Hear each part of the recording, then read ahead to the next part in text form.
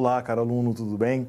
Eu sou o professor Júlio Zamarian, sou mestre em História Social e Ensino de História e vou trabalhar com você a disciplina de História do Brasil República 2. Nessa disciplina nós temos um recorte histórico bastante amplo e nessas aulas nós vamos tentar abordar aí o que de mais importante e mais necessário para que você tenha uma formação adequada, uma formação bastante completa para ser um licenciado em História e trabalhar nas diversas áreas em que esse conhecimento é necessário.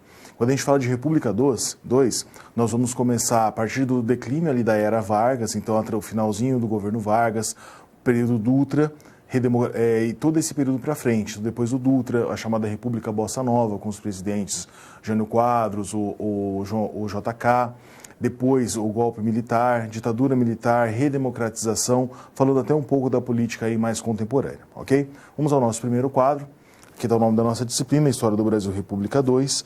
O primeiro tema, trabalhismo, movimentos sociais e democracia.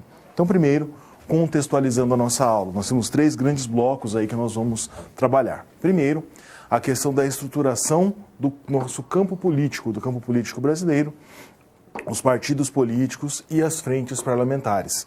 Parece que não, mas esse panorama histórico partidário brasileiro a partir de 1945 ajuda a explicar, em grande parte, o nosso panorama político atual. Nos movimentos sociais, nós vamos falar dos conflitos pelo exercício da cidadania.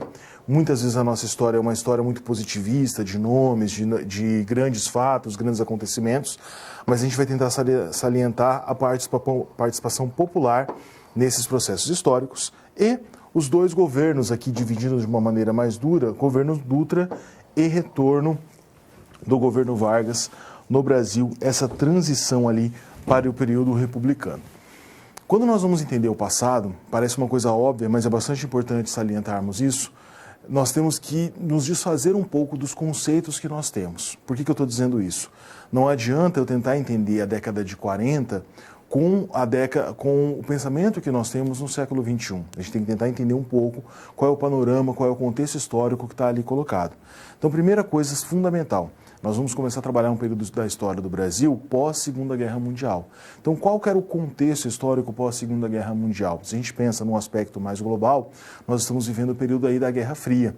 Então, aquela dicotomia, a perseguição ao comunismo, os Estados Unidos com uma influência política, social, cultural muito grande no Brasil, e o Brasil muitas vezes dividido entre buscar um modelo mais norte-americano e um modelo europeu. Nós temos até hoje no Brasil essa dicotomia. Olha o Brasil, olha para os Estados Unidos como modelo econômico, modelo cultural, político. Olha, nós olhamos para a Europa por causa das raízes europeias que o nosso país tem. Então a gente tem que tentar se desfazer um pouco dos conceitos que nós temos atualmente. Lógico que isso é praticamente impossível, mas conscientemente tentar se desvincular um pouco desses conceitos para entender esse passado, entender esse Brasil aí pós-1945, pós-Segunda Guerra Mundial. E no Brasil, 45 marca um rompimento. Não é à toa que acaba a Segunda Guerra Mundial e começa o período conhecido como Estado Novo. Aliás, é o fim do período conhecido como Estado Novo, a ditadura de Getúlio Vargas, que começa em 37 e finda em 45. Então, obviamente, esse período é um período de transição. A gente está falando da transição entre o final aí do Estado Novo e uma nova democracia começada pelo presidente Dutra. Então, trabalhismo, movimentos sociais e democracia, a estruturação do campo político, partidos e frentes parlamentares. Então, vamos estudar um pouco como estava esse panorama político brasileiro. Na época do Estado Novo, você não tinha partidos políticos, ou melhor, você tinha, mas tudo controlado pelo Estado Novo, pela ditadura varguista. Então, nessa transição, nesse momento de transição, o marco inicial, sem dúvida, é a Lei Agamenon, por causa do deputado que a propôs. Essa lei, só para a gente ter uma noção, é a lei número 7.586, aprovada em 1945. E é essa lei que vai estabelecer a volta do pluripartidarismo. O Brasil deixa de ter só o partido da oposição que era benquista naquele momento e do Vargas e começa a ter aí novamente o pluripartidarismo. Então, nesse momento, nós temos, primeiro, um partido importante no Brasil nesse período, a UDN, a União Democrática Nacional, que era o partido de oposição a Vargas. Esse panorama político que eu estou colocando aqui para você, ele vai ser mais ou menos inalterado desde 1945, quando do fim do Estado Novo, até o golpe de 1964. Então, o panorama político no Brasil durante esses 20 anos, esse intervalo de 20 anos é esse. A UDN como um partido de oposição a Vargas, a União Democrática Nacional. O PSD, Partido Social Democrático, era um partido que apoiava Vargas, mas não era o partido dele, ok? Era um partido extremamente elitista no Brasil, principalmente da elite voltada para o setor do agronegócio, a elite agrária do país.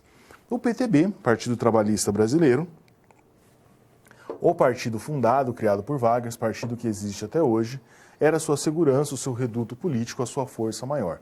E o PCB, o Partido Comunista Brasileiro, que lutou durante muito tempo pela questão da legalidade. Então, esses quatro grandes partidos, né, a UDN, PSD, PTB e PCB, fazem aí o panorama político do Brasil nesse momento. Nós percebemos aqui o PTB, Partido do Vargas, e o PSD meio que caminhavam juntos, né? Não tinham uma oposição, eles eram meio que complementares. Tanto que na maioria das eleições o PSD apoiava o Vargas, apoiou o presidente Dutra e outros momentos aí da nossa história. A UDN fazia uma oposição, mas era uma oposição moderada. Não dá para falar que a UDN, por exemplo, era um partido de esquerda, não era nesse sentido. A esquerda estava representada ali pelo Partido Comunista, mas o Partido Comunista toda hora se via nas margens da ilegalidade. Então nós tínhamos um panorama político interessante, mas não tão plural assim. Se você pega hoje, nós temos vários partidos nesse leque que costumamos falar da direita e da esquerda. Nesse momento, não. A gente tem um panorama político muito mais de centro-direita e a esquerda colocada aí na ilegalidade, no caso, o Partido Comunista. Então, colocado esse panorama político, nós vamos entender um pouquinho das eleições, né, pós Estado Novo e como que estava estruturado política, economicamente, culturalmente também, o nosso país nesse período. Voltando ao quadro, eleições de 1945. Nesse período,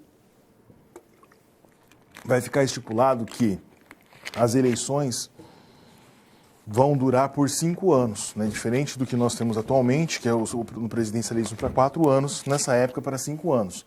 Então o presidente eleito em 46, primeiro ano eleito em 45, primeiro ano do governo dele é 46, 47, 48, 49, o governo se findaria em 1950. Então de 1946 a 1950.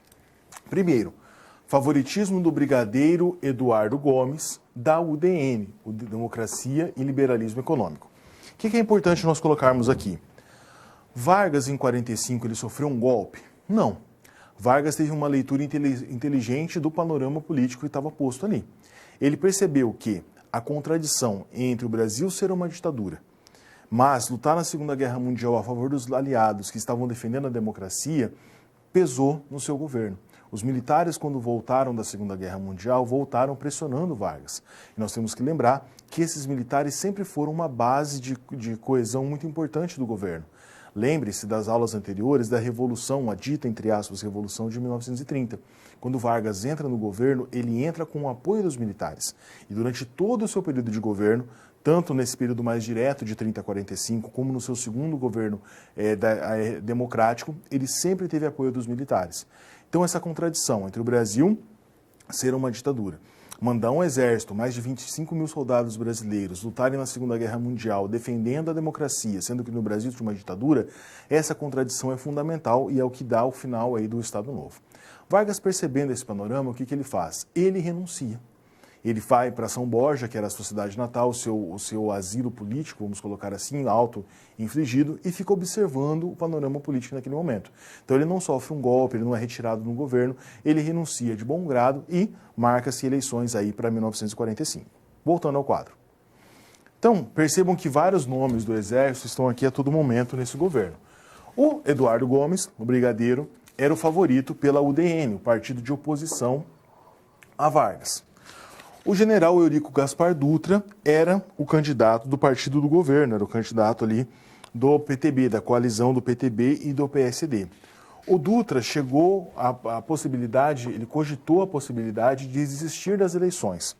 Naquele momento, não existiam aí as chamadas pesquisas de intenção de voto tão claras, tão precisas como nós temos hoje, mas havia essas perspectivas. E nas pesquisas, o Eduardo Gomes estava sempre em alta, sempre aí com uma porcentagem muito grande. Dias antes da eleição, no dia 28 de novembro de 45, o presidente Vargas, que estava calado até aquele momento, anuncia o seu apoio ao presidente Dutra. E daí a eleição é uma lavada. 55% dos votos contra 35% do Eduardo Gomes. Essa eleição ela é muito simbólica.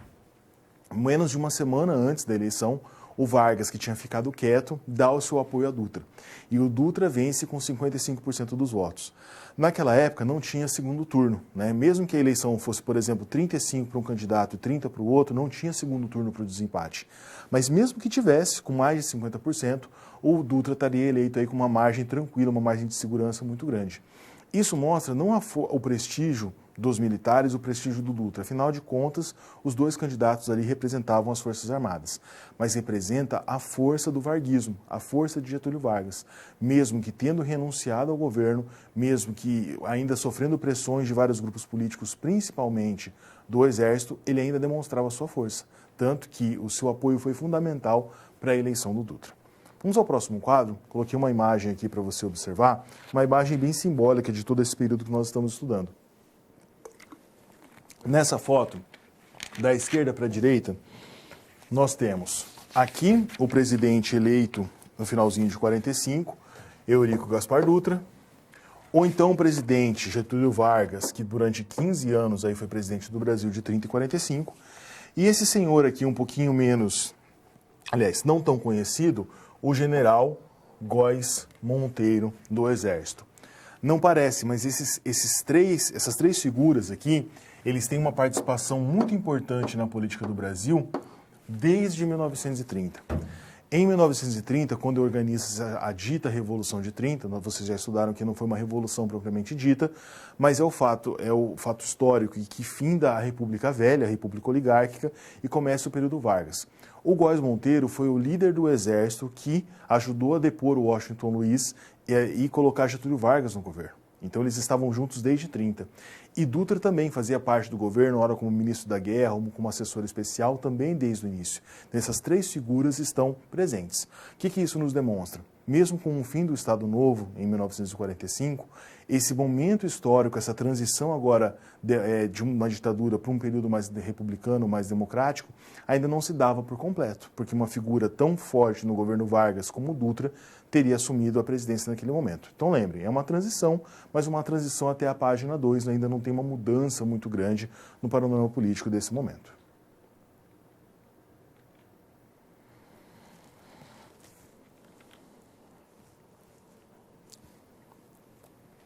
Trabalhismo, movimentos sociais e a democracia, os aspectos gerais do governo Dutra. Vamos ao quadro. Então, o governo Eurico Gaspar Dutra, entre 1946 a 1950. A marca maior desse período, sem dúvida, é o retorno que ele dá à democracia. E quando a gente fala do retorno à democracia, a gente fala do chamado livrinho. Por que livrinho? O próprio presidente Dutra costumava chamar a Constituição, elaborada em 1946, de livrinho. Esse apego à lei era muito importante. Dutra é conhecido na história como um presidente legalista, ou seja, que a todo momento de dúvida sobre qualquer circunstância buscava a literatura, buscava a legislação, tentava seguir a lei ao máximo possível. Essa nova Constituição do Brasil, né, em 1946, ela marca alguns avanços importantes para aquele período. A Constituição anterior, de 1937, já não valia mais, porque era uma Constituição imposta, outorgada por Getúlio Vargas. Nesse período, a gente tem uma Constituição promulgada, ou seja, uma Constituição em que houve uma Assembleia Nacional Constituinte, discussões para saber quais eram as leis mais adequadas para o país naquele momento, e a lei que vai balizar aí todo o governo Dutra durante esses 5 anos. Mesmo sendo um militar, mesmo tendo aí um apoio de Getúlio Vargas, o Dutra, de maneira geral, consegue fazer a chamada transição republicana. O Brasil deixa de ser uma ditadura e passa a ser uma democracia a partir do governo Dutra. Então nós vamos trabalhar com alguns aspectos importantes, tanto na parte política como na parte econômica desse governo Dutra. Ao quadro novamente. Então, O que foi se discutido na Constituição de 1946? O direito de greve, ele existia, mas tinha uma ressalva muito grande. Dizia-se que só poderiam existir greves em setores que não fossem setores essenciais. Só que a listagem desses setores essenciais era gigantesca.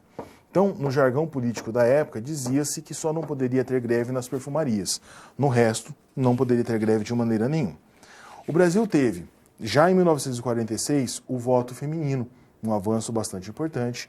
O governo presidencialista, limitado aí a 5 anos, sem reeleição. E eu fiz questão de colocar aqui o casamento indissolúvel. Professor, mas por que você pôs o casamento indissolúvel? Não existia divórcio, não existia a possibilidade de divórcio. Mas na Assembleia Nacional Constituinte, uma das discussões mais acaloradas foi exatamente a discussão sobre o divórcio. A igreja, até hoje a Igreja Católica não admite o divórcio, mas na legislação do país foi-se discutido isso. No final da organização da Constituição, eles colocaram o casamento como indissolúvel, mas só a possibilidade de discutir isso no Brasil naquele momento, no momento pós-Segunda Guerra, um momento de conservadorismo muito grande, mostra que a sociedade brasileira estava caminhando aí para um rumo bastante interessante. Ademais disso, dessas práticas de governo, nós temos também nesse período uma discussão ideológica muito grande.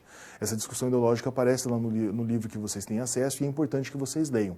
Grosso modo, você tinha duas discussões. Você tinha um projeto mais, vamos colocar assim, elitista, de um intelectual chamado Oliveira Viana. O Viana dizia que no Brasil, por conta das estruturas do país, desde a época da colônia e do Império, qualquer discussão partidária, ela não tinha uma grande profundidade. Então, caberia à elite dirigente do Brasil, a elite tanto financeira como política, conduzir essas discussões. E aí, para nós, da história, surge aí uma outra pessoa muito importante, o Sérgio Buarque de Holanda. O Sérgio Buarque, lá no livro Raízes do Brasil, ele tem uma discussão diferente. Ele fala que a população brasileira não teve acesso à participação, por exemplo, na independência. Mas isso não significa que essa população não é capaz de fazer essa participação política, que ela deve fazer essa participação. E o Sérgio Buarque previa uma revolução popular que faria com que essa população mais pobre, a maioria, no caso dos brasileiros, tivessem aí, finalmente acesso a essa política.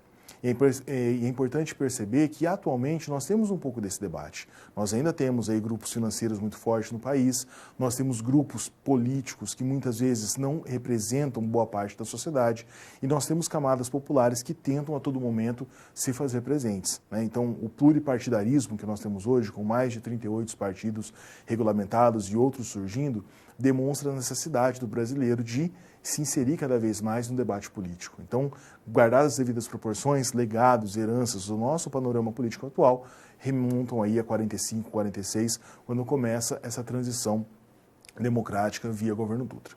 Voltando ao quadro, demais características desse período. Primeiro, o Dutra sempre se preocupou em fazer um equilíbrio muito grande entre essas três esferas, a municipal, a estadual e a federal. Isso era uma reação ao período Vargas. No período Vargas, o presidente ele intervia muito em estados e municípios, tanto que nós tivemos no Brasil, por vários momentos, os chamados interventores. Vargas destituía os governadores dos estados e nomeava pessoas da sua confiança. Então, Dutra vai prezar muito por esse equilíbrio. Segundo, um rechaço do período anterior, principalmente na questão do autoritarismo. Esse autoritarismo vai ser substituído pelo chamado legalismo, ou seja, um respeito muito grande à Constituição. E uma delimitação muito clara na ação dos três poderes, as funções do Executivo, do Legislativo e do Judiciário, bem colocadas, bem definidas. Então, olha que interessante, um analista histórico da sociologia que, se voltasse para as eleições de 1945 e analisasse aquele período, poderia dizer, olha, eu acho que não vai ter uma transição democrática aqui, porque Dutra é um herdeiro político de Vargas, participou da ditadura do Estado Novo. Ele vai cair na tentação de fazer um governo autoritário novamente. Mas a gente tem que dar aí a importância de Dutra. Mesmo com essa tendência, essa herança aí que talvez pudesse dar a impressão de que ele não faria um governo democrático, ele sim fez um governo democrático, uma transição a contento naquele período. E voltando lá no início das nossas discussões, quando a gente fala sobre a a política naquele momento, o panorama daquele momento, é importante a gente lembrar disso daqui. Nós estamos no contexto da Guerra Fria, então havia um alinhamento político muito grande do Brasil com os Estados Unidos, o combate ao comunismo. Essa foto aqui, depois vocês podem colocar as referências, mas o que é importante? Essas duas fotos, vocês encontram elas no chamado CPDOC da Fundação Getúlio Vargas. Esse período histórico, no CPDOC da FGV, está aqui o endereço para vocês, tem muitos arquivos, muitos documentos históricos que são importantes para que você aprofunde os conhecimentos nesse período.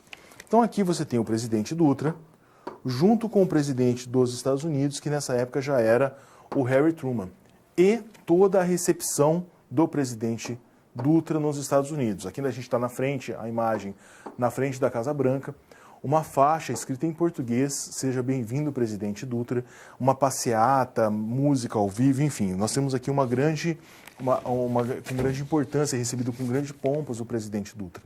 Nessa época, estava vinculando a chamada política da boa vizinhança.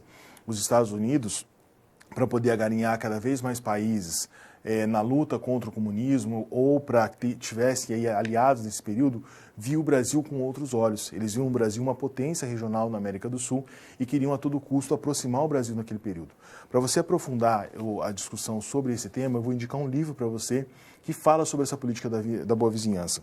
O livro se chama Seduções Impressas, a vinculação do paradigma estadunidense no Brasil em tempos da Segunda Guerra. É da professora doutora Aline Locastre. Então procure aí na internet, você vai conseguir encontrar esse livro que explica de uma maneira bastante interessante esse novo panorama e essa política da boa vizinhança entre Brasil e Estados Unidos.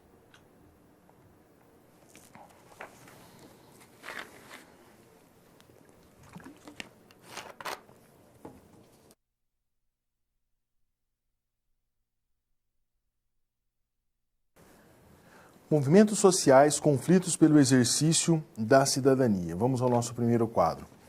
Continuando as características do governo Dutra.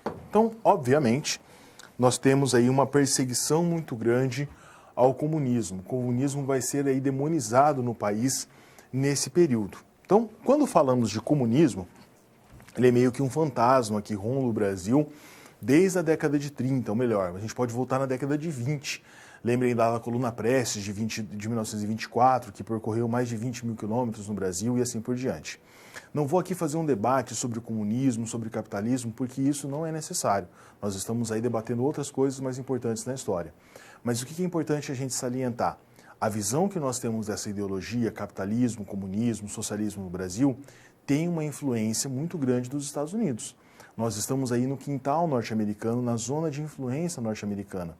Então é comum que os discursos, a imagem que chega para a gente desse socialismo, desse comunismo, tenha uma certa interferência dos Estados Unidos. Não estou defendendo ideologia nenhuma, não é o nosso caso aqui, mas a gente tem que ter essa noção, essa similaridade.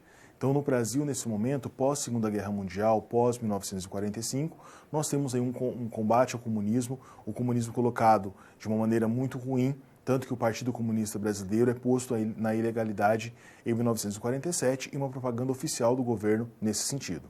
No quadro agora, um debate muito grande entre o liberalismo e o chamado controle estatal.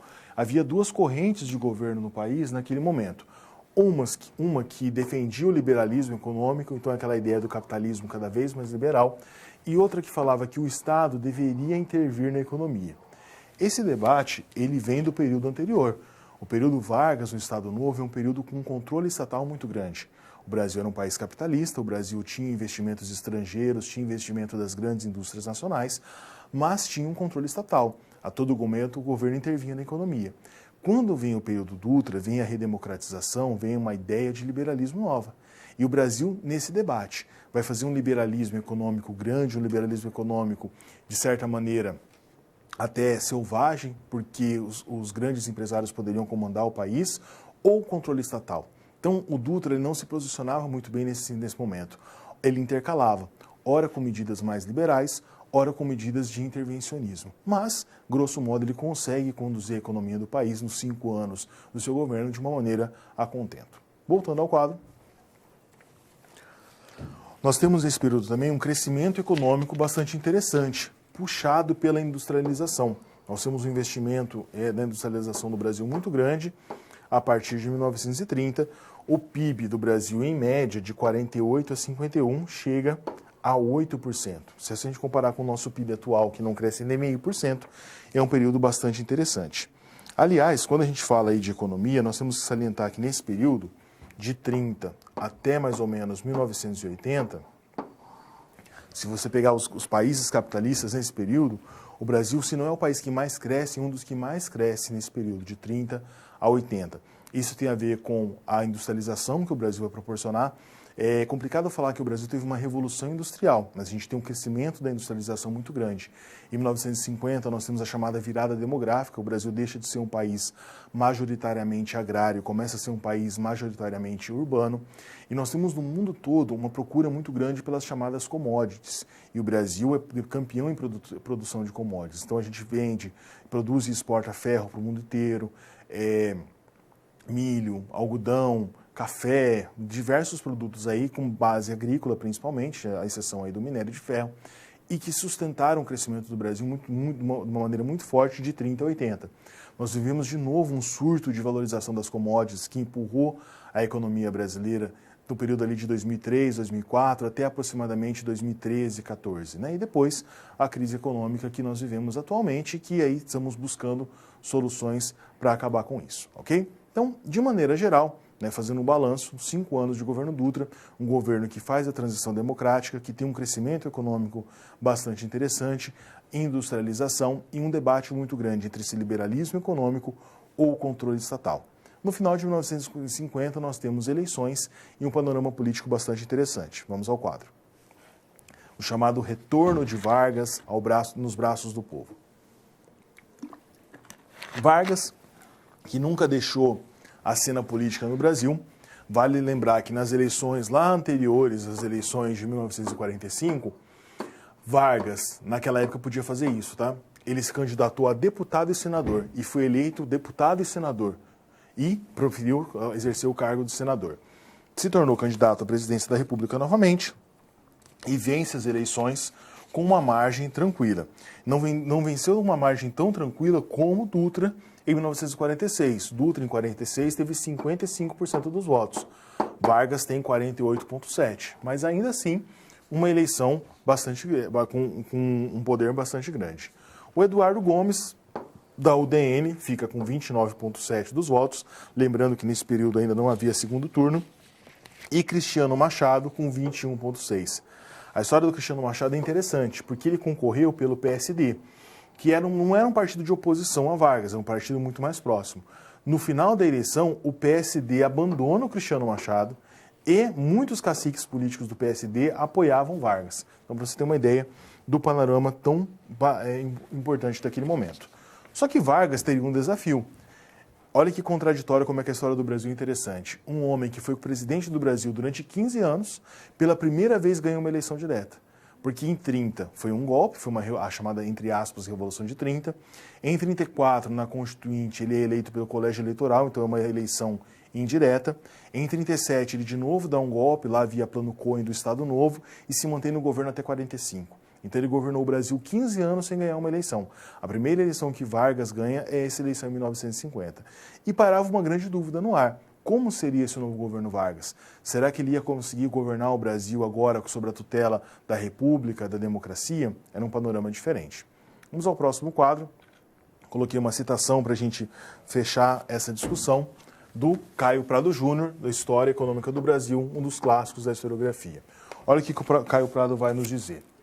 Da experiência dos anos de 51 e 52, ficou sobretudo a lição, infelizmente não bem assimilada, de que o desenvolvimento industrial do país exige medidas muito mais profundas e de natureza muito mais geral do que simples providências fundadas em circunstâncias excepcionais, como foi a momentânea e precária valorização nos mercados internacionais dos nossos produtos de exportação.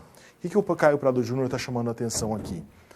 Não basta para um crescimento, para uma valorização industrial do Brasil, de um país, apenas se valer dos produtos agrários ou das commodities. Esse surto industrial do Brasil era muito tímido e isso fazia com que a nossa economia não ficasse com a grande força para que o país se sustentasse nos próximos momentos. Então é interessante o crescimento, a gente não deve desprezá-lo, mas as bases econômicas deveriam ser muito mais fortes, muito mais fundamentadas.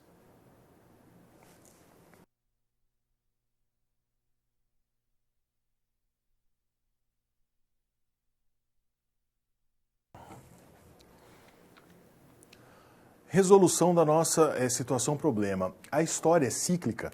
Você sabe desde das aulas de introdução aos estudos históricos que a história não é cíclica. A história ela tem uma espiral, ela tem vários formatos, mas em alguns momentos, algumas conjunturas, elas parecem se repetir. Então não é que a história é cíclica, mas ela tem alguns panoramas e algumas conjunturas parecidas. Quando eu explicar a nossa situação-problema, você vai entender um pouco melhor sobre isso. Vamos ao quadro. Então, apresentando a nossa situação. Fim da linha, essa notícia aqui, olha, ela foi de 2018, tá? Antes das eleições. Preso, Lula, o ex-presidente Luiz Inácio Lula da Silva, terá dificuldades para indicar um plano B às eleições e para passar o bastão do comando do PT. Então, panorama das eleições de 2018, o candidato que até então era líder das pesquisas por problemas na justiça foi preso e ficou aquele debate, olha, quem que vai ser o sucessor? O PT acabou, o lulismo acabou, a esquerda acabou e assim por diante. Esse debate parece algo novo no Brasil, mas a gente já teve alguns momentos parecidos. Alguns grandes caciques políticos que desabaram, que se desestruturaram, mas que depois ou conseguiram voltar à cena do país ou conseguiram emplacar aí os seus sucessores. Então, a apresentação da situação-problema, que inclusive está no seu livro, é essa. Como que o lulapetismo, vamos colocar assim, conseguiria continuar aí as suas bases de governo. No próximo quadro, agora a problematização. O multipartidarismo, lembra que nós falamos da Lei Agamenon lá no começo da aula, foi estabelecido pela Lei 7.586, de 28 de maio de 45. Apesar disso, o Partido Comunista Brasileiro teve seu registro cancelado pelo Tribunal Superior Eleitoral em 47. Então, há uma certa similaridade entre o fim aí desse ciclo Lula-PT e o fim do Partido Comunista ali em 47. Partidos que eram de esquerda, que tinham essa delimitação das esquerdas, mas que mesmo assim tentaram aí, em vários momentos emplacar, continuar na política do Brasil. A história de 47 a gente já sabe como acabou. O Partido Comunista continuou, mas nunca conseguiu emplacar aí um candidato, um presidente, um governador de um grande estado. Nada disso aconteceu até o momento. Então, essa história mais do tempo presente, de 2018 para cá, nós estamos vendo os desdobramentos dela. Por enquanto, não tem um desdobramento feliz aí se você está pensando no caso do Lula ou do PT, mas a gente não sabe o que vai acontecer aí nos próximos anos. Na última parte da nossa situação-problema, ao quadro novamente, sempre essa situação-problema demonstra aí partes históricas e como que, com as ferramentas da história, do historiador, do professor de história, nós conseguimos aí fechar essas discussões. Então, o que é importante para nós aqui nesse período? É de extrema importância que você compreenda o funcionamento e a estruturação do campo político brasileiro a partir de 1945, pois é dessa formação que alianças e frentes parlamentares que será possível entender o alinhamento bipartidário do período militar e também os desdobramentos e as mutações partidárias no período da redemocratização após 1985. No período militar, 64 a 85, a gente tem um bipartidarismo. Nós temos a Arena, que era o partido lá dos militares, e o MDB, que era a oposição, mas era uma oposição controlada, não era uma oposição livre. Antes disso, nós temos um panorama político mais de centro-direita. Depois do militarismo, o panorama político muda, ele é mais de centro-esquerda, né? Voltado aí para MDB, PSDB, PT, partidos de esquerda. E como está o nosso panorama político hoje? E mais importante, no Brasil, infelizmente, os partidos sempre defendem uma ideologia, seja ela de direita, de esquerda, de centro. O problema é que muitas vezes a gente vê os políticos no Brasil, ou pessoas aí que buscam uma certa representação, eles não se fiam na ideologia, eles se fiam na conjuntura. Então, se em determinado momento a direita está sendo criticada, esses partidos se afastam da direita e vão para um discurso mais à esquerda. Se a esquerda está sendo criticada, esses partidos se afastam da esquerda, se aproximam mais à direita.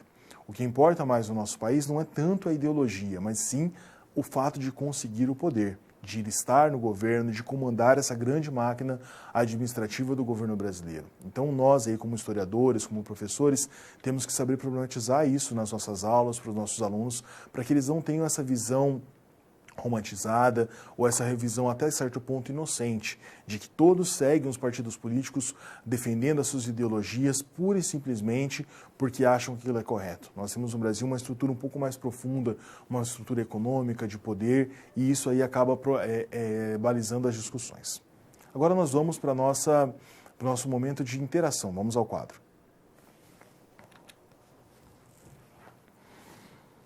Nossa interação é o seguinte: o governo Dutra conseguiu cumprir o papel de devolver a democracia ao Brasil? Justifique. Então eu peço agora, faça um exercício. Pause o vídeo, pense um pouquinho aí nessa resposta e eu volto em alguns instantes comentando essa pergunta com você.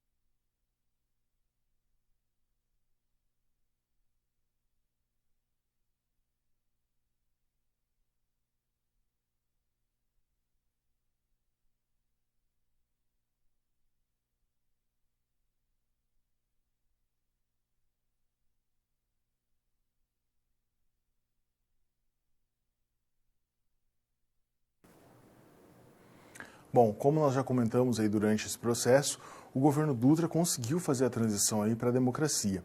Muito embora seja um militar e tivesse uma herança muito próxima aí no período do Vargas, ele tem um governo extremamente legalista, faz uma nova Constituição, trabalha para que ela seja bem colocada. Então, de certo modo, aí, guardadas as devidas proporções, Dutra faz sim uma transição bastante interessante para a democracia nesse momento histórico estudado.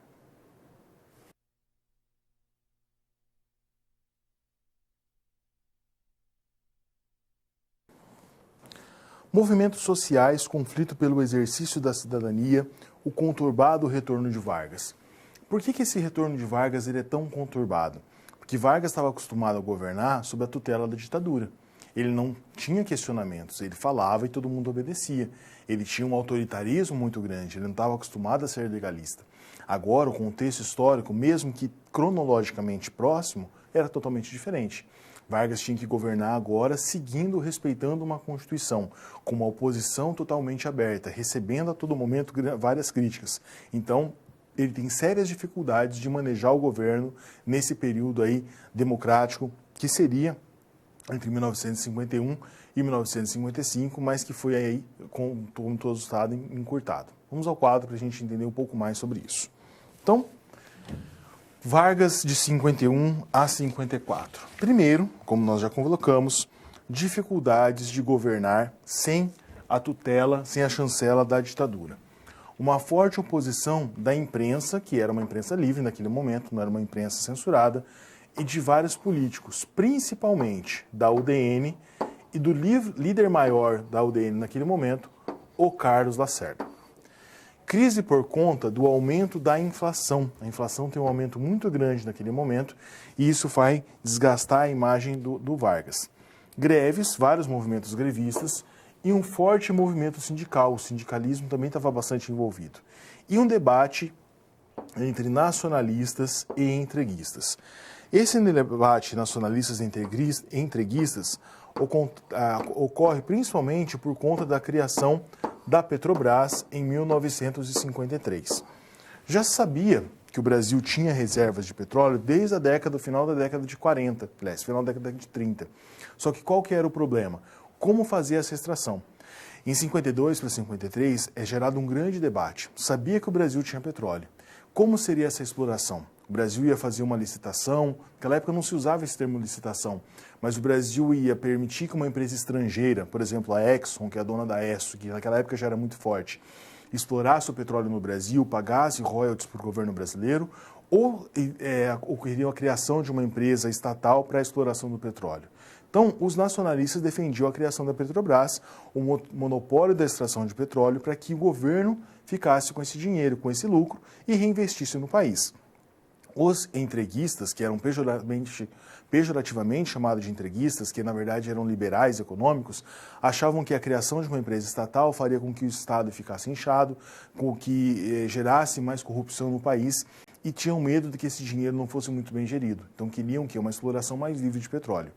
Todo esse debate ocorre, mas o governo Vargas, ainda com certa força, banca a criação da Petrobras, uma estatal do petróleo e com o monopólio da exploração. Ou seja, só a Petrobras poderia retirar petróleo no Brasil. O petróleo do Brasil é da Petrobras. Diferente do que a gente vê muitas vezes em desenhos, em filmes, lá nos Estados Unidos ou em outro país, que uma pessoa cava num terreno, acha petróleo e fica rica, no Brasil não é assim. No Brasil, o petróleo que está no país pertence ao governo. Então, se você tem uma fazenda e nessa fazenda descobre esse petróleo, o petróleo não é seu. O governo vai pagar a fazenda para você, vai te indenizar o valor da terra e o petróleo, a extração de petróleo ali é do governo. Então, a Petrobras é criada, entre esse debate e acaba desgastando. Mas, para além dos desgastes da Petrobras, o que acontece no Brasil é um medo do Vargas. Existiu o temor de que Vargas, por exemplo, estaria organizando aí um novo governo, uma nova ditadura, que ele talvez desse de novo um golpe, como o Plano Cohen do Estado Novo de 37. E a oposição, que agora não era tutelada por conta da ditadura, mas que tinha liberdade, tanto a imprensa quanto os políticos, batiam no governo Vargas sempre que podiam. Vamos ao próximo quadro. Essa imagem é uma das mais interessantes desse período, porque ela demonstra duas coisas. O respeito que as pessoas tinham com o Vargas, principalmente a classe trabalhadora, mas o descontentamento. Então, essa imagem, também lá do site do CPDOC, da Fundação Getúlio Vargas, é um comício pela elevação do salário mínimo em 54, então já no último governo do Vargas. Você vê a população aqui, né, os trabalhadores fazendo uma manifestação, e a faixa é muito interessante. Olha o que diz a faixa. Getúlio criou o salário mínimo. Getúlio saberá elevá-lo. Então, é óbvio que é um protesto. As pessoas estão reclamando. Vargas, o salário mínimo está muito baixo, a inflação está corroendo o nosso salário, a gente não consegue mais governar. Mas percebam, se hoje fosse uma manifestação dessa, as pessoas viriam com palavras de ordem mais duras, com ofensas, com xingamentos. Olha, o governo é isso, o governo é aquilo. Pela própria faixa da manifestação, a gente percebe que as pessoas gostam do Vargas, pelo seu passado, mas estão críticas. Getúlio criou o salário mínimo. Eles reconhecem o fato do Getúlio criar o salário mínimo. Getúlio saberá elevá-lo. E olha que interessante, se a gente aprofunda essa discussão. Getúlio criou o salário mínimo? A lei é dele. Mas ele criou o salário mínimo por bondade no coração, acordou um belo dia e falou, poxa, não tem nada que fazer, eu vou criar o salário mínimo. Não. A gente tem um movimento grevista muito forte no Brasil entre 1917 e 21. Os movimentos sindicais ganhando cada vez mais força. Então o governo Vargas, na verdade, ele cede a uma pressão que era uma pressão popular.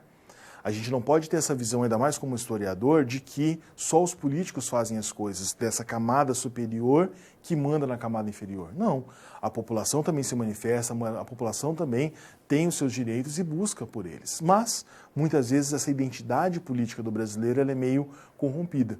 Tanto que a gente vê isso na faixa. Getúlio criou o salário mínimo. O próprio trabalhador que muitas vezes, os seus descendentes há 20, 30 anos atrás, fizeram manifestações querendo um salário mínimo, são esquecidos.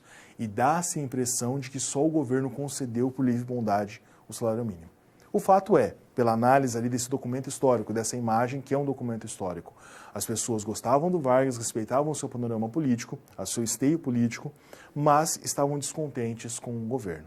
As críticas ao governo Vargas aumentavam de uma maneira muito grande naquele período, exponencialmente.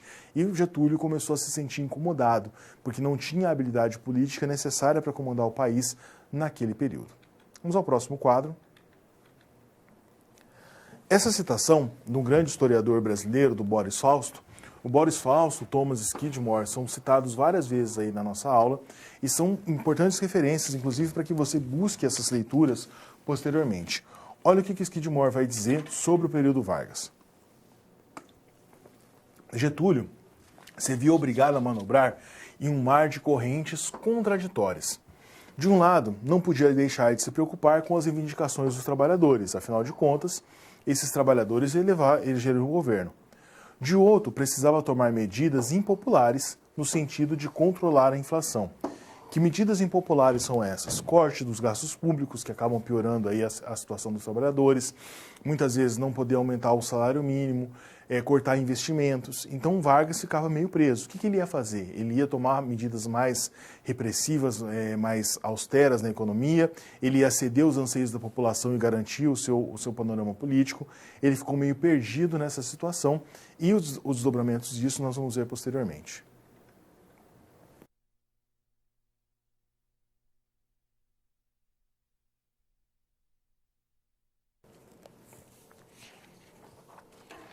Crise e o fim do governo Vargas, a derrocada política. Nessa primeira imagem aqui, eu fiz uma provocação, mas ela é uma provocação com um intuito educacional bastante importante. Essa foto do presidente Lula é da época da descoberta das reservas lá do chamado pré-sal. Essa foto é a foto de 53 do presidente Vargas na época da criação da Petrobras. Pergunto para vocês, vocês acham que o presidente Lula tirou essa foto à toa, que ele nunca tinha visto essa imagem do Getúlio Vargas? Pergunto a vocês também, a você também. Por que Vargas fez questão de sujar sua mão de petróleo nesse período?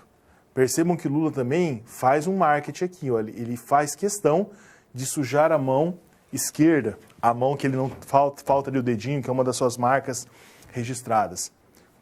Qual que é a ideia que nós temos dessa imagem? Primeiro, esses dois políticos são políticos considerados populistas, tanto Lula quanto Vargas. O que é o populismo? É o candidato ou o político que fala para as massas, fala para a maioria da população, um discurso simples, fala o que as pessoas querem ouvir, muitas vezes prometem coisas que não cumprem, se aproveitam da inocência de boa parte da população e conseguem os seus benefícios. Então, quando o Lula suja a mão de petróleo lá e mostra, ele está tentando desculpar o presidente Vargas, que é amplamente famoso, amplamente conhecido. Nós já vamos para quase 100 anos da eleição de Vargas, do golpe de 1930. E ainda assim, ele é uma figura meio mitológica na nossa história. E Vargas, quando faz esse gesto de sujar a mão de petróleo e mostrar para as pessoas, ele também está tentando, de alguma maneira, se conectar com a população. Mostrar que ele está defendendo os interesses da população, que ele é sensível às mazelas que esse povo sofre naquele momento. Então, são pequenos gestos, mas que têm uma intencionalidade muito grande. Então, mesmo Vargas, em 53, quando ele produz essa imagem, ele já está num período conturbado, ele já está sofrendo grandes oposições, ele já está sofrendo com o fim do seu governo. E mesmo assim, ele compra essa briga da Petrobras e quer a todo momento se aproximar ainda mais da população. Vamos ao próximo quadro. Queda de Getúlio, começo do fim do Getúlio. Getúlio tem uma saída. Lembra daquela imagem das pessoas pedindo o aumento do salário mínimo educadamente para Getúlio Vargas? O que ele faz? Pautado pelo seu ministro do Trabalho, na época, o João Goulart, o Jango, que veio a ser presidente do Brasil, ele faz uma proposta de 100% de aumento do salário mínimo, 100%. Essa proposta gera revoltas e protestos. Por quê? Imagina num panorama atual, o presidente, seja ele qual for, faz uma proposta, olha, nós vamos aumentar por 100% o salário mínimo, 100%, R$1.000 vai para 2.000. A população vai dar risada à toa, obviamente, todo mundo vai gostar.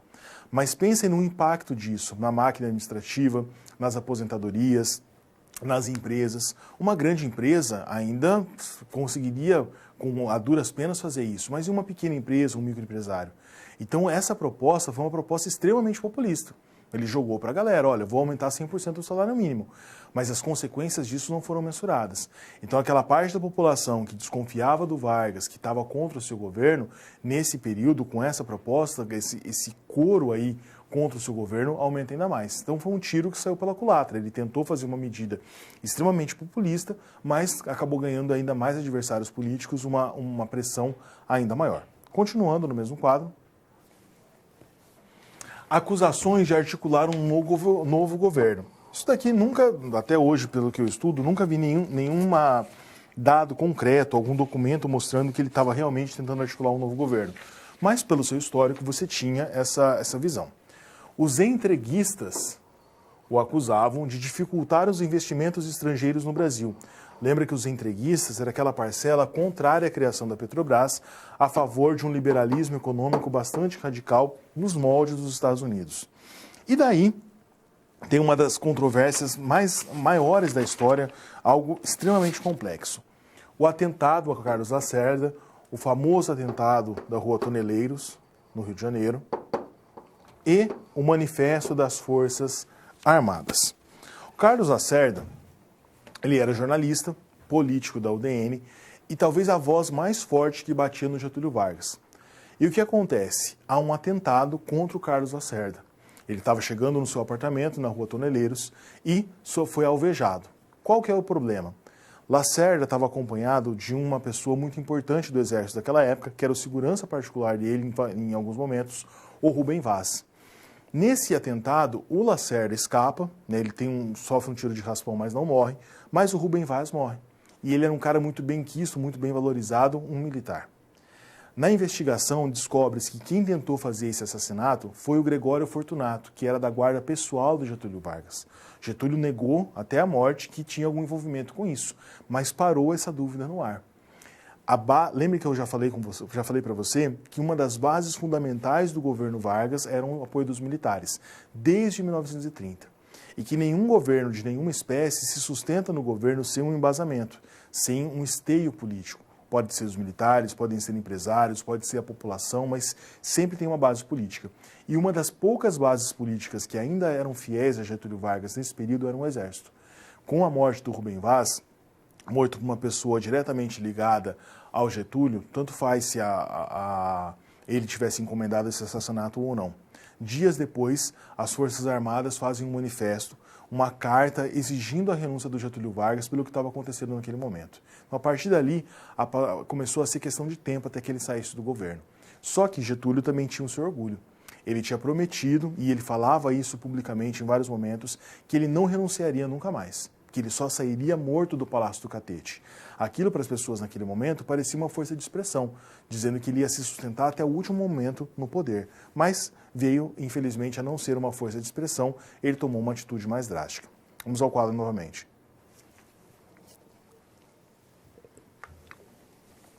De novo, uma citação aqui do Boris Fausto. Esse livro é muito importante, espero que vocês o adquiram aí algum dia. Diante das denúncias de corrupção e do assassinato do Marechal Carlos Vaz, A figura do presidente perdeu a legitimidade. Acabei de falar, todo governo só se sustenta com legitimidade. O clima de incerteza política vinha acompanhado de um aprofundamento das divisões nas Forças Armadas. Por que divisões? Grupos que eram pró-Getúlio e grupos que eram contra Getúlio. Então, nesse panorama extremamente complexo, Getúlio Vargas não tinha mais legitimidade, não tinha mais força de poder, e ele acabou tomando uma medida extremamente trágica para findar o seu governo.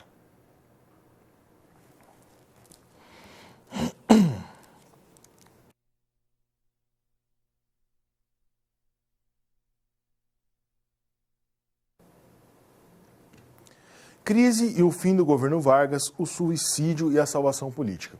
Esse fato é conhecido de todos. Getúlio Vargas cometeu suicídio dentro do Palácio do Catete, no Rio de Janeiro. Na época, o Rio de Janeiro ainda era a capital federal, com um tiro no peito. Nesse momento, saíram várias teorias. Alguns falavam que ele tinha sido assassinato, outros falavam que foi meio do suicídio.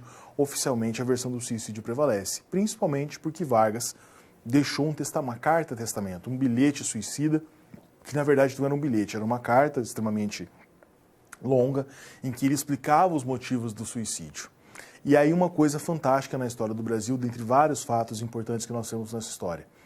Nós temos um costume, um hábito cultural. Sempre que uma pessoa morre, as pessoas pensam mais nas coisas boas que essa pessoa fez do que nos defeitos. A gente fala de uma maneira popular, coloquial, que a pessoa vira santa. E guardadas as devidas proporções, isso aconteceu com Getúlio Vargas. Depois do suicídio dele, as críticas que eram feitas da imprensa, dos órgãos especializados, dos economistas, de todos os lados de políticos, né?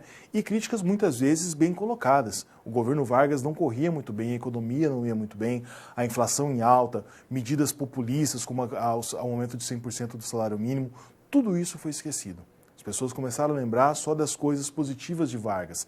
Aquela ideia de que ele criou o salário mínimo sozinho, da CLT, o pai dos pobres, o pai dos trabalhadores, tudo isso foi levado aí a várias potências. Então o suicídio acabou com a vida terrena do Getúlio Vargas, mas foi a sua salvação política.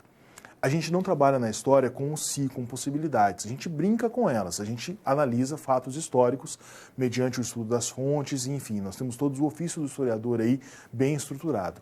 Mas a gente pode brincar que talvez, se Vargas não tivesse cometido suicídio, esse histórico, esse debate, toda essa visão que nós temos dele até hoje, que popularmente é conhecida, talvez não seria tão grande. Vamos ao quadro. Então, a manchete do jornal, o jornal Extra, última hora. Matou-se Vargas. O presidente cumpriu a sua palavra. Só morto sairei do catete. A mensagem que Vargas deixou pouco antes de fechar contra o peito um tiro fatal. Então, aqui é um pedacinho, ó, tá vendo? Tem até entre aspas, da carta testamento. A sanha dos meus inimigos, deixo o legado da minha morte. Levo o pesar de não ter podido fazer pelos humildes tudo aquilo que eu desejava. Então, mesmo no momento de desespero, Vargas tinha cálculo político. Olha a frase dele. Fico triste porque queria ter feito mais pela população mais pobre e fui impedido por essas pessoas aí que me levaram a esse ato de desespero. Então a Carta Testamento, ela não fala diretamente, mas em todo momento ela dá a entender que forças estranhas, escusas ao país, findaram o seu governo. E findaram porque esse era um governo que queria dar mais aos pobres, dar mais aos mais humildes. Então olha que coisa interessante, mesmo ali no último momento, o cálculo político de Vargas ainda permanecia. E deu certo. Você tem ainda uma comoção muito grande, você tem uma referência muito grande ao governo Vargas como um grande governo. Não é à toa que aquela foto que nós trabalhamos agora há pouco, ela é verdadeira. Todo presidente, quando quer se comparar a um grande presidente, costuma se comparar a Vargas e a JK. Tanto Vargas como o JK têm grandes senões no seu governo, tem grandes aí controvérsias, mas ainda gozam de certo prestígio na política nacional. Próxima imagem, por favor. Aqui eu coloquei uma imagem do velório. Percebam, aqui está o caixão do Getúlio Vargas, obviamente não dá para ver muito ele, só aqui ó, um pedacinho da testa e da sobrancelha. Mas repare o seguinte nessa imagem, analisando agora como historiadores. Olha a fisionomia das pessoas, né? A pessoa aqui gritando, provavelmente alguma palavra de ordem, a mulher aqui também bastante triste, o homem chorando, a mulher chorando, desesperada, um lamento muito grande. Alguns historiadores falam que uma comoção nacional tão grande pela morte de uma pessoa famosa, de uma grande personalidade, só ocorreu no Brasil em 1994, quando teve a morte do Ayrton Senna. O cortejo no Rio de Janeiro, pela morte do Getúlio Vargas, foi acompanhado por milhares de pessoas. Tem algumas imagens disso também, mostrando assim as ruas entupidas, todo mundo ali querendo acompanhar o cortejo fúnebre do Vargas. Então, Vargas saiu da história, como ele próprio mesmo disse, saiu da vida para entrar na história, e esse suicídio marca aí uma virada bastante interessante.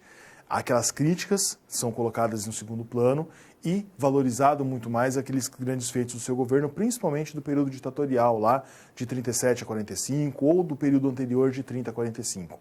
Para você ter uma ideia do tamanho da reviravolta que o suicídio dele provocou, o Carlos Lacerda, que era muito bem visto pela população, já tinha sido candidato a presidente, era a voz mais forte de oposição, ele teve que ir embora do Brasil. Ele pegou a família e foi morar no Uruguai, porque ele começou a receber sucessivas ameaças de morte e temeu pela sua vida e pela vida da família dele. Então, uma virada muito grande na história do Brasil com esse suicídio. Próximo quadro, um textinho aqui, um trecho da Carta Testamento. Então, eu coloquei uma imagem. Aqui você tem a carta oficial, né, olha, o papel timbrado do Gabinete da Presidência da República, e para a gente facilitar, a leitura aqui digitada. Então, é o mesmo texto, tá? Não é a carta toda, obviamente, é só um trecho. Lutei contra a expoliação do Brasil. Expoliação no sentido aí de roubo, de tirar aquilo que o Brasil tem. Lutei contra a expoliação do povo. Então, de novo, discurso populista. Tenho lutado de peito aberto. O ódio, as infâmias e a calúnia não abateram meu ânimo. Eu vos dei a minha vida, agora eu vos ofereço a minha morte. Nada receio. Serenamente, dou o primeiro passo no caminho da eternidade e saio da vida para entrar na história. Então, bastante interessante aí, triste, melancólico, mas do lado historiográfico, do lado do historiador, é muito interessante perceber todo esse movimento. Uma pessoa que estava sendo execrada publicamente, que tinha o seu governo totalmente questionado, de repente, com uma manobra, um sacrifício terrível, mas consegue aí permanecer na história com essa imagem de um grande governante.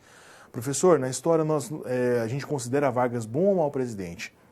O historiador, ele não faz julgamentos políticos, a gente analisa os fatos. Então, os fatos são, Getúlio teve algumas possibilidades, alguns fatos interessantes, algumas coisas positivas no seu governo. Mas ele teve coisas extremamente negativas. Getúlio Vargas foi um ditador. Ele mandou prender, torturar e matar centenas de pessoas. Mas por conta desse suicídio, a gente não lembra dessa parte ruim. A gente acaba sempre valorizando a parte mais positiva do seu governo.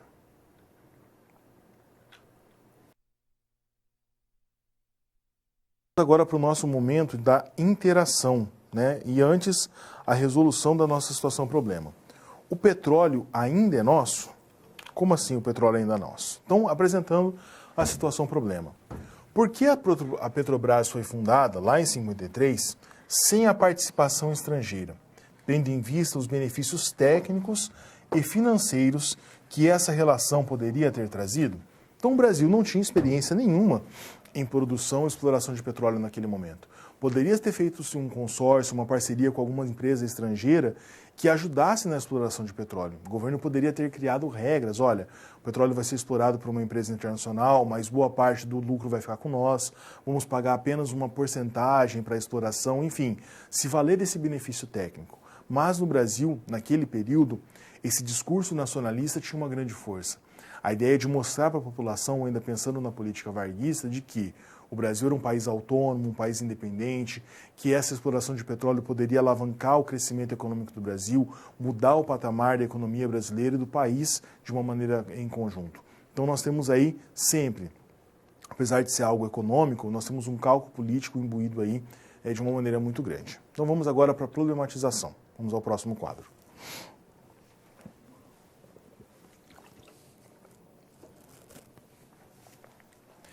É possível responder a essa pergunta a partir do estudo das políticas econômicas internas e externas dos governos Dutra e Vargas, das décadas de 40 e das décadas de 50, e da análise dos grupos em disputa naquele contexto. Então, se você pensa só pelo lado econômico, era muito mais lógico você fazer uma parceria público-privada com empresas internacionais para viabilizar o estudo do petróleo. Mas se você olha pelo lado político, pelo cálculo político do Dutra e principalmente do Vargas, a criação de uma empresa nacional de exploração do petróleo fazia muito mais sentido, porque tinha aquela questão do nacionalismo. Lembra do debate nacionalistas e entreguistas? Olha o termo que era usado, entreguistas. O liberalismo econômico não necessariamente significa entregar as reservas naturais ou o lucro que um país tem para a iniciativa privada, mas ele já tinha esse termo pejorativo desde do início. Então, um debate nacionalistas e entreguistas muito grande e a criação da Petrobras naquele momento fazia muito mais sentido. De novo, apesar de ser algo aí econômico, o cálculo político e pensando sempre nas eleições, na perpetuação do poder, falou muito mais alto. Voltando ao quadro, na resolução. A disputa pelo controle do petróleo brasileiro foi a pauta de grande parte das décadas de 30 a 50. A discussão sobre a abertura para o mercado internacional esteve em pauta naquelas décadas e, em alguma medida, permanece relevante à atualidade. Nós temos aí o pré-sal, já ocorreram alguns leilões para se decidir como que o pré-sal vai ser explorado, se a Petrobras teria um monopólio e não vai ter. Você tem aí agora com um modelo diferente, baseado em em leilões por blocos. Então, em algumas regiões, o pré-sal vai ser explorado com parceria da Petrobras com empresas estrangeiras, em outro momento com empresas estrangeiras, mas que tem que pagar impostos e royalties para alguns estados, enfim. Você tem um modelo diferente. E esse modelo poderia ter sido pensado lá atrás, em 1953, mas pelo debate político daquele momento, um debate político que gerava principalmente essa questão nacionalista, isso não ocorreu naquele período, ocorreu posteriormente, ok? Então, fechado esse debate sobre a criação da Petrobras, agora sim nós vamos para o nosso momento de interação. Como podemos justificar a enorme comoção nacional causada pelo suicídio de Getúlio Vargas?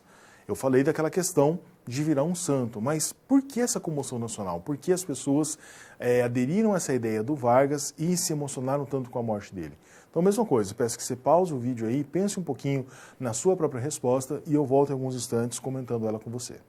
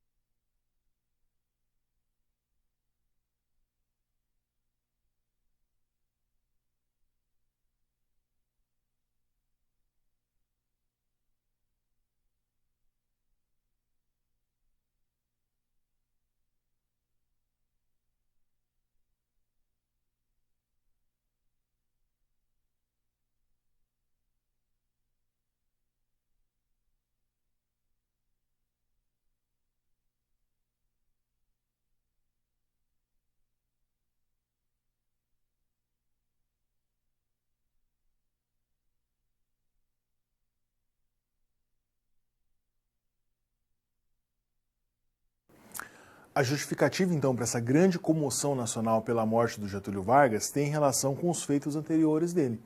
Essa população, lembrem da faixa que nós trabalhamos lá na aula, Getúlio criou o salário mínimo, Getúlio saberá elevá-lo. Essa comoção nacional tem muita relação com essa lembrança, com esse passado. Um detalhe muito interessante, mas que faz toda a diferença. A carta de testamento do Vargas, ela não foi divulgada logo em seguida da sua morte. Então, depois do suicídio, depois do seu velório, do seu enterro, alguns anos depois, essa carta foi colocada na totalidade. Então, demonstra o seguinte, mesmo sem a divulgação da totalidade da carta, essa comoção nacional já existia. Então, a lembrança do Vargas, aquele discurso dele, discursos que ele fazia no dia 1º de maio, no Dia do Trabalho, toda a legislação trabalhista, o salário mínimo, a aproximação que ele tinha, essa base ideológica muito grande, voltada na educação propositalmente, fez sentido. Então, Vargas foi um político que se preocupou durante muito tempo não só em fazer política, mas com a perpetuação do poder. Então, por isso, lá na década de 30, por exemplo, ele tinha sempre programas voltados a isso. Lembrem do seu vínculo com o rádio, na Voz do Brasil. as cartilhas educacionais, fazendo com que as crianças lá na tenra idade, 7, 8 anos, estudassem com uma cartilha que tinha a foto de Getúlio Vargas, essa vinculação de Vargas como pai dos pobres, de Vargas como pai dos trabalhadores, ela fazia muito sentido e talvez com o suicídio dele a gente consegue comprovar que isso deu certo, essa articulação. Então nós, como professores de história, como historiadores, temos sempre que ter essa análise num segundo plano, não ficar só na superfície. O brasileiro tem determinada mentalidade ou tem um determinado pensamento coletivo. Qual que é o motivo disso, o porquê disso? E com Vargas a gente tem esse exercício perfeito. A gente vê uma comoção nacional muito grande, o afamento das coisas ruins que Vargas fez e uma supervalorização das coisas boas que ele realizou. E isso não é à toa, isso tem toda uma explicação num contexto histórico, aí, num processo histórico. A história analisa fatos, ela não é factual, ela deve analisar esses processos de curta, média e longa duração. Vamos agora para o nosso recapitulando. Então, nessa aula, nós trabalhamos com a transição democrática, né, o fim do Estado Novo e o governo Dutra, e essa transição para a democracia que o Dutra conseguiu fazer de uma maneira muito a contento. Falamos da dualidade do governo Dutra, um governo de militares, né, composto por militares, um governo que tinha um histórico muito grande na época do Estado Novo, mas que mesmo assim consegue fazer a transição para a democracia. E o conturbado governo Vargas. Conturbado em que sentido? Vargas tinha um esteio popular muito grande, tinha um apoio da população, mas nunca conseguiu governar num período democrático com a mesma força, com a mesma destreza da época em que ele era um ditador. Ele se ressentiu muito por esse novo período, como não era uma ditadura, ele não tinha controle sobre a oposição, então a imprensa, outros políticos batiam muito no seu governo. Essa crise do governo por conta da inflação, por conta do desemprego, as próprias críticas vão aumentando cada vez mais. Você tem um atentado lá da Rua Toneleiros e a questão dos militares que param de apoiar o seu governo e o suicídio que acabou com a sua vida, mas foi aí a sua salvação política e fez com que essa figura de Vargas se tornasse uma figura mitológica na nossa história. Eu espero ter contribuído, ajudado para discussões sobre a história do Brasil, República II, principalmente nesse período aí, pós-Segunda Guerra Mundial até o fim do suicídio do Vargas. Desejo para você bons estudos e nos vemos aí nas próximas aulas com outros assuntos relacionados à história do Brasil.